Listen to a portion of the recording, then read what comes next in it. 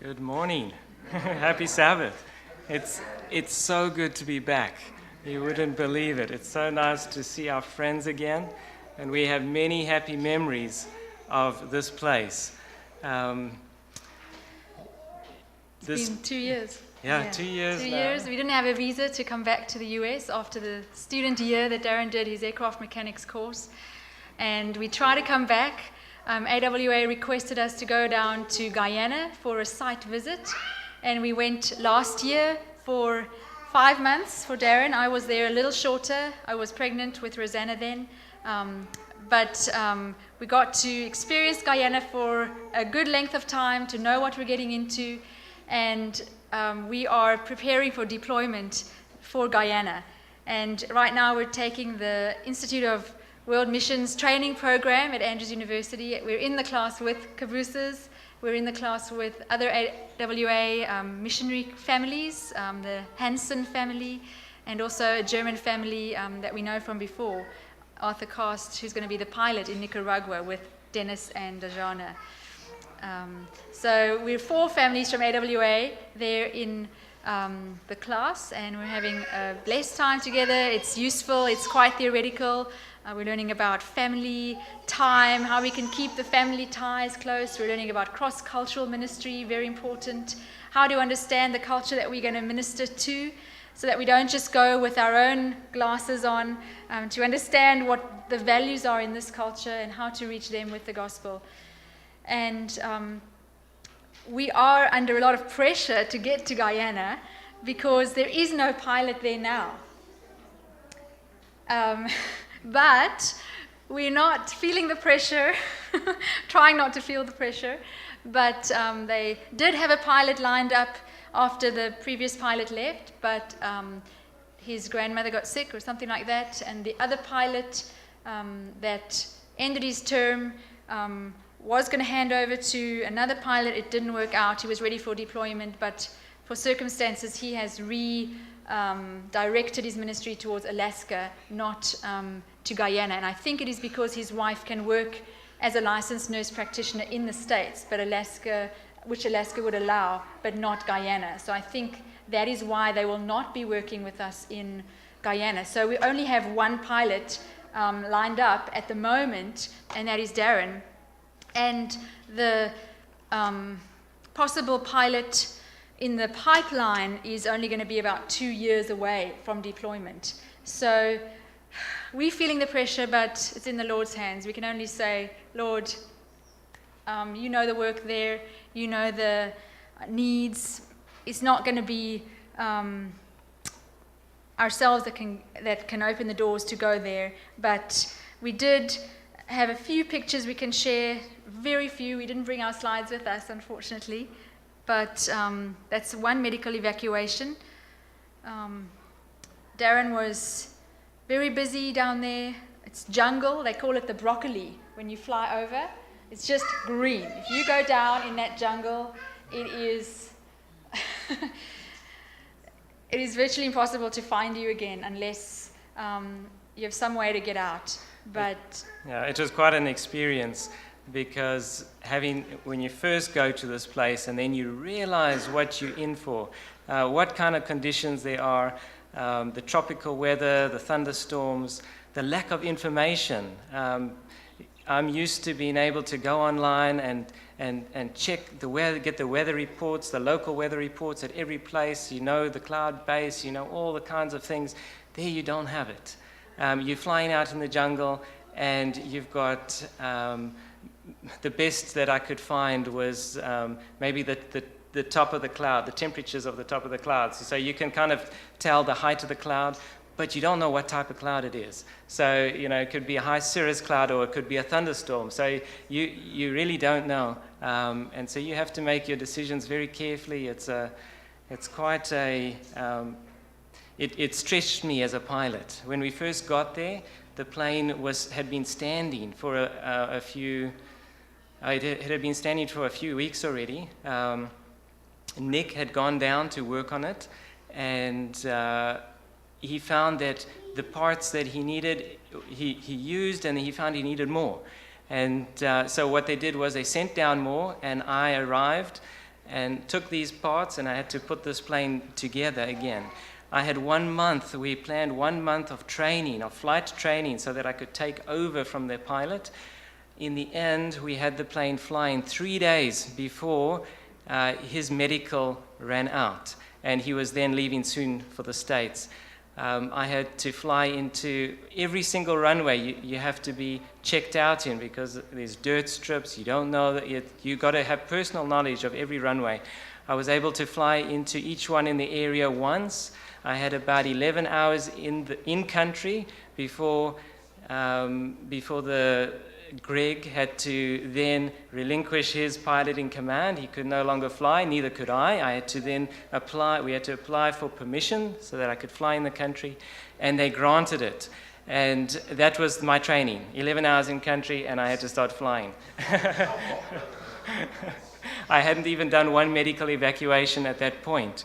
And for the next 4 months, I was not only flying the plane, but I was also in charge of the maintenance. The maintenance is done under a tarp. We would pull a trailer with some of the tools in it up to the runway, a very awkward trailer, and we would pull the tarp over, because in the rainy season it rains 4 or 5 times a day. You don't know when it's coming, and when it comes down, it really comes down.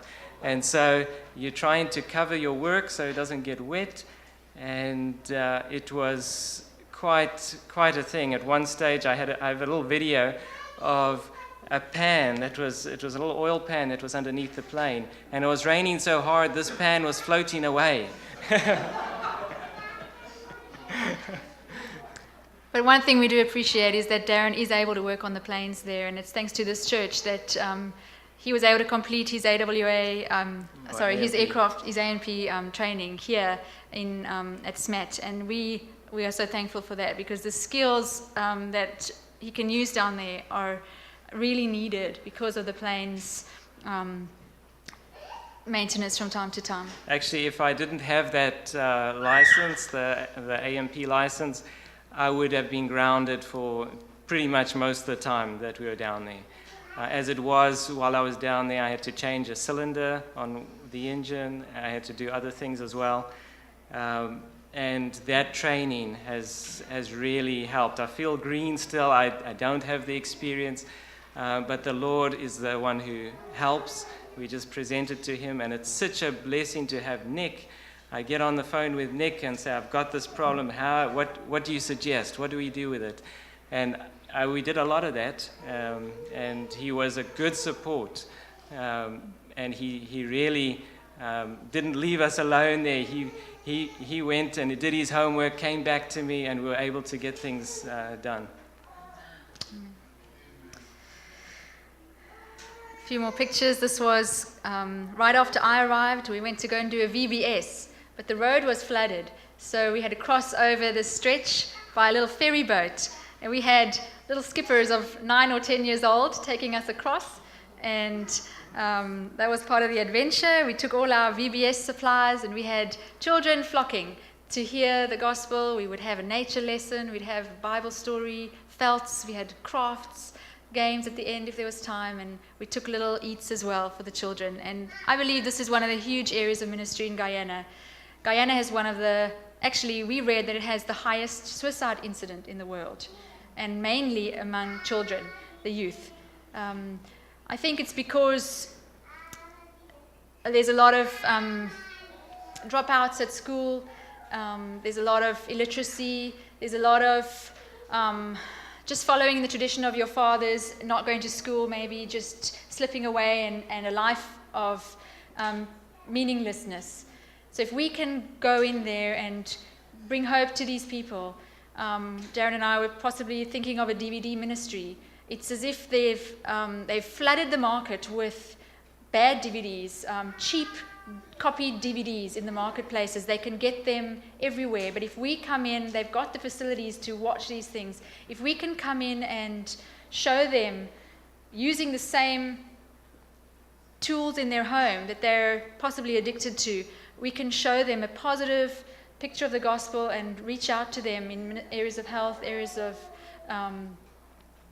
family life, these areas, I believe we can make a difference there, starting churches, just maybe small companies, and tying in with the conference. And the conference is very excited to have us present there in the Region 1. It's away from the capital. It's in the village, Mabaruma.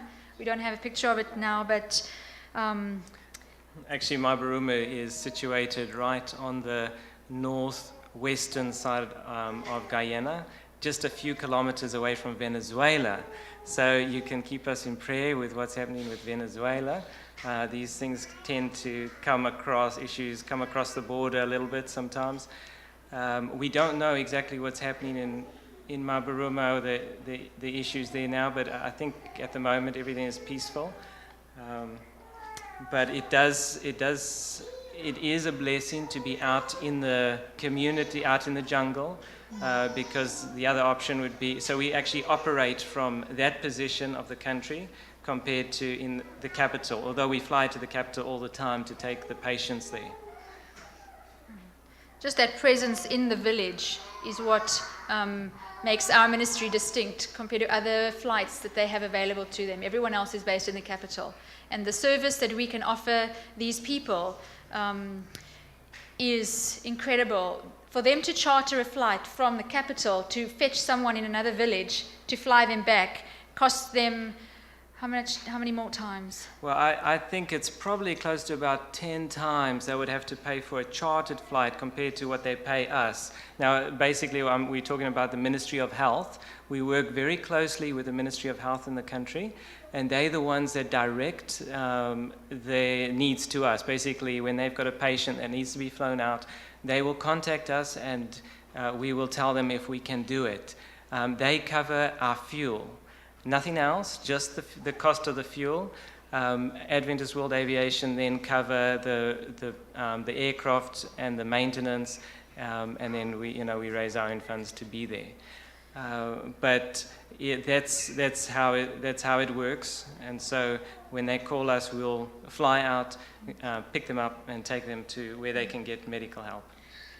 And one service that people really appreciate is even a body recovery, taking a body from the capital back to the village. Sometimes someone is taken in, it could be a baby, it could be an adult, taken into the capital for medical reasons. If they do not survive the disease, the family may never see that family member again and have closure. The only way to get to the villages is usually by ship or boat. There is no road network across the country because of the jungle. So the only way, all the vehicles in our town are actually brought there by boat. So the only way to see that person again is if we fly a mission to bring that body back. And it's a very sensitive nature, this mission, but the people see that we care. It's a way to reach their hearts. And for us to see these people grieving, it really touched us, because it's hard to relate to people from a different background, a different people completely. We're used to more of the African way. This is a completely different scenario for us. And to see these people grieving, it just said to us, everyone is the same. Everyone wants close family ties. Everyone has relationships in their communities that are important. We all need the gospel. We all need hope. We all need Jesus. And so keep us in prayer if you would. We think of you often. If you'd like to be on our newsletter list, please let us know and we'll include you. And we'd love to hear from you from time to time. Do you want to show the video? I'll just send. We do have a short video clip. Okay, here it is. Just a takeoff there. You can see the Mabaruma airstrip. It is a bit of tar. We don't have sound, but there it is. That's Darren taking off. That's our Cessna 182. It's got an extra powerful engine that they put in it with a stall kit and big tires. A very nice plane to fly.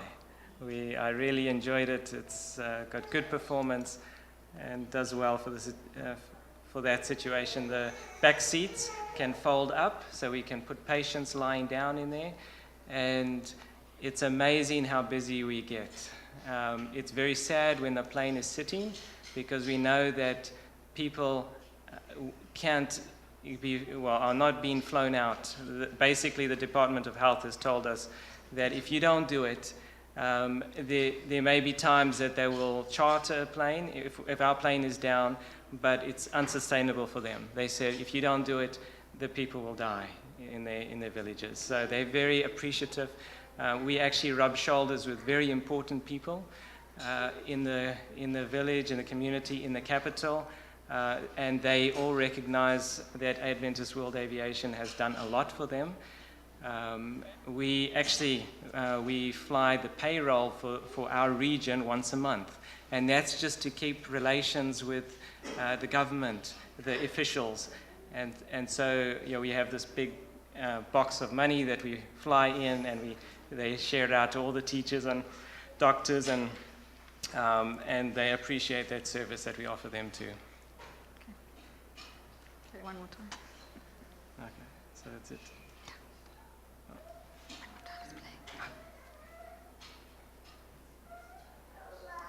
Okay.